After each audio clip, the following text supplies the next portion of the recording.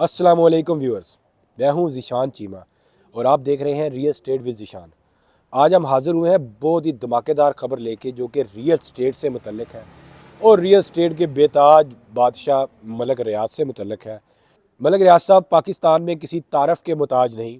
मलक रियाज साहब ने पाकिस्तान में ऐसी हाउसिंग सोसाइटीज़ की बुनियाद रखी जिन्होंने पाकिस्तान में लिविंग स्टैंडर्ड को बदल के रख दिया और वो पाकिस्तान में हाउसिंग सोसाइटीज़ के अंदर ट्रेंड सेटर भी माने जाते हैं। इससे पहले जो हाउसिंग सोसाइटीज़ पाकिस्तान में बन रही थी उसमें इस तरह की सर्विसेज या इस तरह का कंपटीशन मौजूद नहीं था। दूसरी साइड पे 40 साल दौर में मलक रियाज साहब मुख्तलिफ कंट्रोवर्सीज़ का शिकार रहे। फाइलों को पहिए लगाने से लेकर लोगों को नवाजने तक। आज हम अपने वीलॉग में बात करेंगे 3 मेजर चीज़ों के ऊपर। नैब ने बहुत सख्त किस्म की प्रेस रिलीज जारी की है मलक रियाज के बारे में, बैरिया टाउन के बारे में। एजेंसीज ने एक्शन ले लिया और मलक रियाज साहब ने बहुत सख्त रिस्पांस किया और उन्होंने कहा मैं देख लूँगा।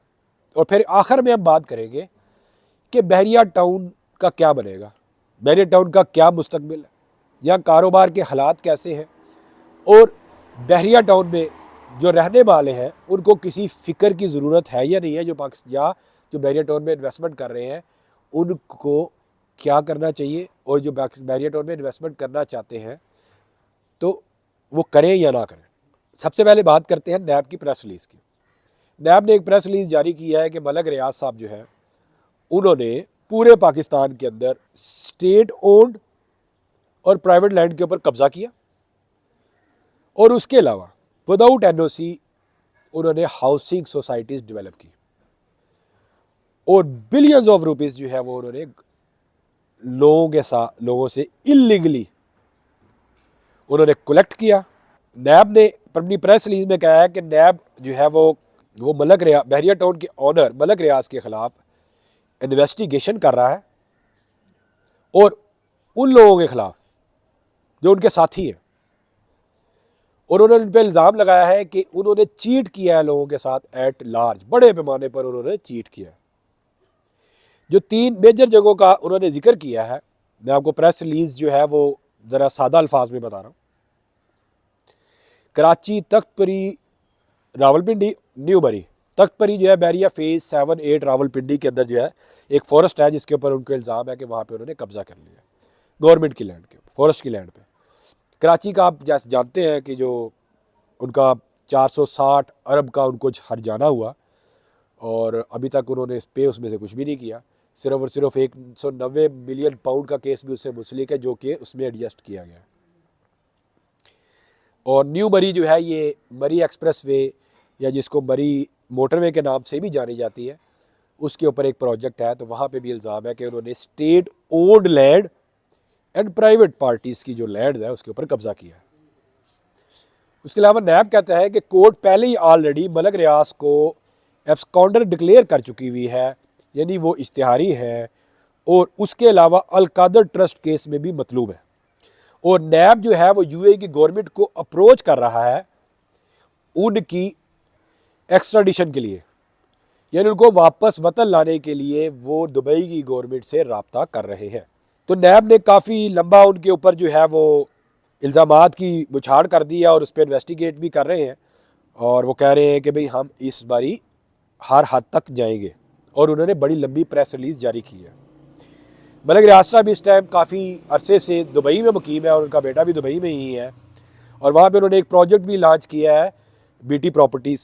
उन्होंने कंपनी रजिस्टर कराई है बैरिया टाउन प्रॉपर्टीज़ के नाम से और दुबई साउथ में उन्होंने जो है वो प्रोजेक्ट भी लॉन्च करने जा रहे हैं, अपना उन्होंने ऑफिस वहाँ पे इस्टेब्लिश कर लिया हुआ है। एक बात मैं इसमें अगली बात पे जाने से पहले कि एजेंसीज ने क्या इकदाम किया है और मलक साहब ने क्या रिस्पॉन्ड किया है, मैं एक बात थोड़ी सी अंदर से वाजे करना चाहूँगा कि जो एनओसीज़ की बात है तो ये एनओसीज़ तो पाकिस्तान के अंदर ये ट्विन सिटी में ख़ास तौर के ऊपर कम अज़ कम भी पिंडी इस्लामाबाद ने 300 प्लस सोसाइटीज़ ऐसी जिनका एनओसी नहीं है।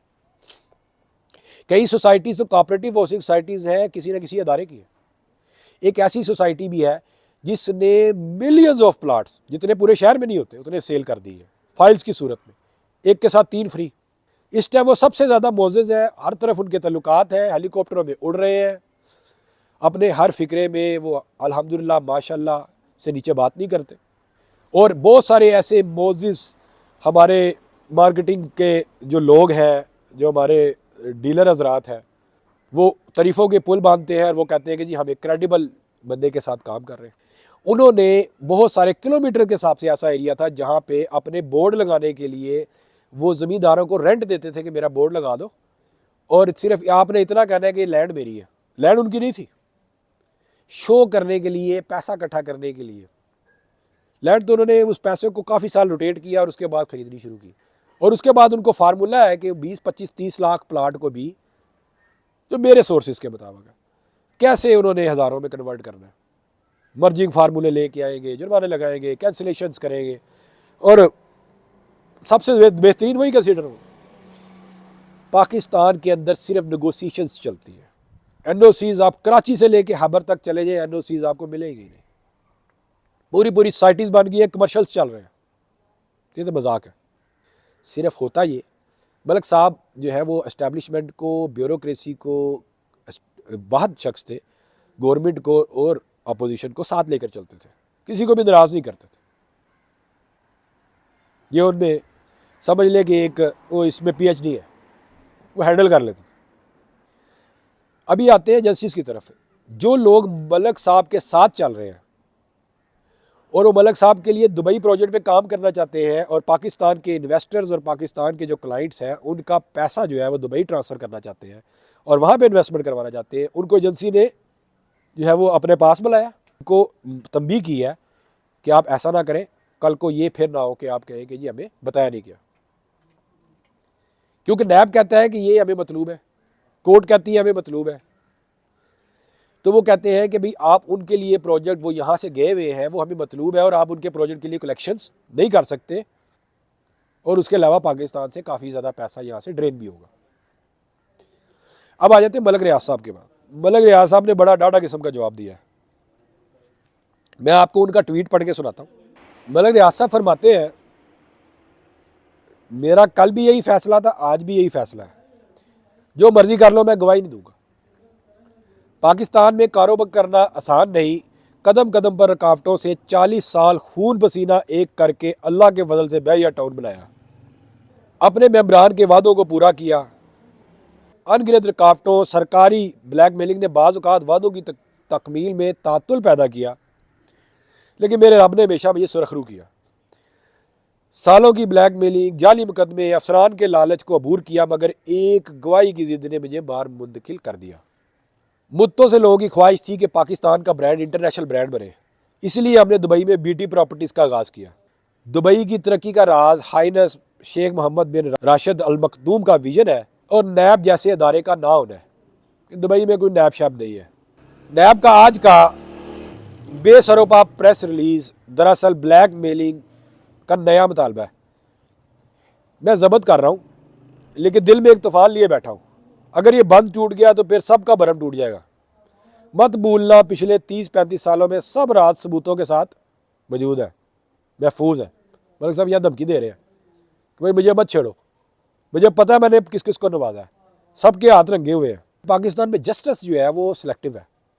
जस्टिस सिलेक्टिव ये है कि सिर्फ और सिर्फ आप जिस बंदे के साथ आपके तल्लुकात ख़राब हो गए हैं, जिस बिजनेसमैन के साथ, वो उसका फैक्ट्री बनता है। जो पार्टनर इन क्राइम हज़ारों की तादाद में लोग हैं वो महफूज रहते। क्यों भाई? अल्लाह के फजल से बहरिया टाउन पाकिस्तान का कामयाब तरीन प्रोजेक्ट बना और दुबई वाला प्रोजेक्ट भी कामयाब होगा और पूरी दुनिया से लोग सरमायाकारी करेंगे।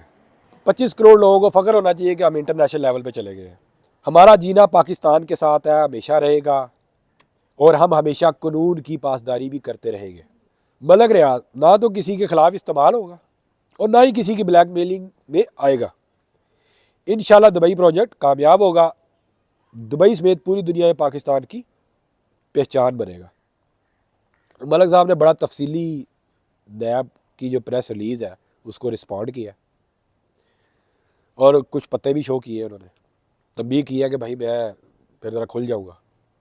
एक बात मैं आपको बता दूँ, आप मलिक साहब को किसी पार्टी के साथ मत जोड़िए। मलिक साहब सबके हैं। पाकिस्तान वो मुल्क है जहाँ पे निज़ाम बदलते पता नहीं लगता। जहाँ पे आप समझते हैं कि ये कभी नहीं आएगा वो आ जाता है, और जिसका आप समझते हैं कि ये कभी जाएगा नहीं वो चला जाता है। तो पाकिस्तान में जो प्लेयर्स हैं वो बहुत सारे हैं जो कि कंट्रोल कर रहे होते हैं। किसी एक के हाथ में गेम नहीं है। यहाँ पे डेमोक्रेसी जो है वो हाइब्रिड है। मलिक साहब किसी के खिलाफ कोई इकदाम नहीं करते कि कल को किसने आ जाना है। और दूसरा एक बात लिख लें कि मलिक साहब ने कोई भी गवर्नमेंट हो सबसे फेवर लिया। कोई भी ऐसा नहीं है कि अगर मिसाल के तौर पे उनको एक गुर आता है, उन्होंने तमाम पार्टीज़ को अपने हेलीकॉप्टर भी दिए, अपने जहाज़ भी दिए हैं, उन्होंने उनकी रैलियों को सपोर्ट भी किया है, उन्होंने गिफ्टिंग भी की है, उन्होंने उनके फैमिलीज़ और उनके इधर आने जाने वालों को अकोमोडेट भी किया।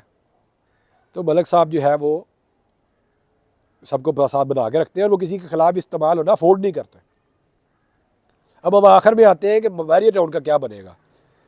पूरे सोशल मीडिया के ऊपर एक अफवाहों का बाजार गर्म है कि बैरियर टाउन बंद है। भाई मैं पिछले 15 साल से ज़्यादा टाइम हो गया मुझे रियल एस्टेट से मुंसलिक हुए पाकिस्तान के अंदर, और मैं बड़ा कीनली मैंने बड़ा इस पे काम बैरियर टाउन पे भी किया। ये सिर्फ प्रेशर टैक्टिस है और नेगोशिएशंस के ऊपर लेके आना है, कोई ना कोई इसका आउटकम निकलना है। एक टाइम था कोई मीडिया जो है उनके खिलाफ बात नहीं था करता, कोई बात कोई चैनल कोई खबर नहीं था चला सकता। आज वक्त ऐसा बदला है कि वही मलिक साहब है तो सब बात कर रहे हैं, दोबारा कब पलट जाए पता नहीं। लेकिन एक बात हकीकत है, काफ़ी सालों से बैरियर टाउन की मार्केट डाउन भी है और जहाँ डेवलपमेंट है वहाँ इतनी डाउन नहीं है। पूरे पाकिस्तान में भी बैरियर के अलावा भी मार्केट डाउन है और सेल परचेज़ बहुत कम है, इसमें कोई शक नहीं है 2-3 साल से। और इसका इफेक्ट पड़ेगा जब तक कि ये मसला या नेगोशिएशन नहीं होती या कोई चीज़ सेटल नहीं होती। लेकिन अगर आपके मलिक के बैरियर टाउन ख़त्म हो जाएगा, बंद हो जाएगा, ये पॉसिबल नहीं है, क्योंकि बात मैसेज की है, बात एक बिग कम्युनिटी की है और हर चीज़ का सोल्यूशन भी होता है। इस टाइम रावलपिंडी, इस्लामाबाद, लाहौर हज़ारों रेजिडेंट्स हैं, मेंटेनेंस का काम थर्ड पार्टी के पास है और मलिक साहब जो है वो इस हालात से वैसे भी बहुत ज़्यादा थक चुके हुए हैं और इसीलिए उन्होंने दुबई में प्रोजेक्ट शुरू किया। हाँ, एक है जो मज़े उनको यहाँ थे वो वहाँ नहीं है। अब उनके पास सरमाया आ गया, वो कामयाब वहाँ पे हो जाएंगे। वहाँ तो ना तो बगैर एनओसीज़ के, ना ही जो है वो लैंड पहले ले ली और बाद में रजिस्ट्रियाँ करवाते रहेंगे, और ना ही जो है वो वहाँ पे अगर मिसाल के तौर पे प्रोजेक्ट डिले करते हैं तो वो वाली ऑप्शन वहाँ मौजूद नहीं है। मलिक साहब आप कहते हैं ना वहाँ पे आप, मैं एक शफाफ सिस्टम में चला गया। आपको पाकिस्तान, मलिक साहब आपको पाकिस्तान के गैर शफाफ सिस्टम ने मलिक रियाज बनाया। मैं जहाँ मुतरिफ़ हूँ कि आपने पाकिस्तान में ट्रेंड सेटर है, आपने बड़े अच्छी डेवलपमेंट की है, आपने बड़ा अच्छा डिलीवर किया है। वहाँ पे बहुत सारी चीज़ें ऐसी भी की है जिन्होंने पाकिस्तान के अंदर माशरती तौर पे और आप पूरी सोसाइटी के हवाले से अगर आप देखें वो तो एक ट्रेंड ही चेंज हो गया। आप लोगों को आपने जितना नवाजा है, अब उनका जो सेटिस्फेक्शन लेवल है वो बहुत ऊपर चला गया, वो मुतमिन ही नहीं होता। तो हम आपको साथ साथ जो है वो जितनी भी अपडेट्स हैं उसके बारे में बताते रहेंगे, आगे भी अपडेट्स पे बात करते रहेंगे। और बल्कि आइंदा आने वाली वीडियो के अंदर जो दुबई के अंदर उन्होंने प्रोजेक्ट लॉन्च किया है उसके बारे में आपको बताएंगे, वहाँ क्या चल रहा है, उनको किस मुश्किलात का वहाँ पे सामना हो सकता है दुबई में, दुबई प्रोजेक्ट चलेगा कि नहीं चलेगा, इस पर भी बात होगी।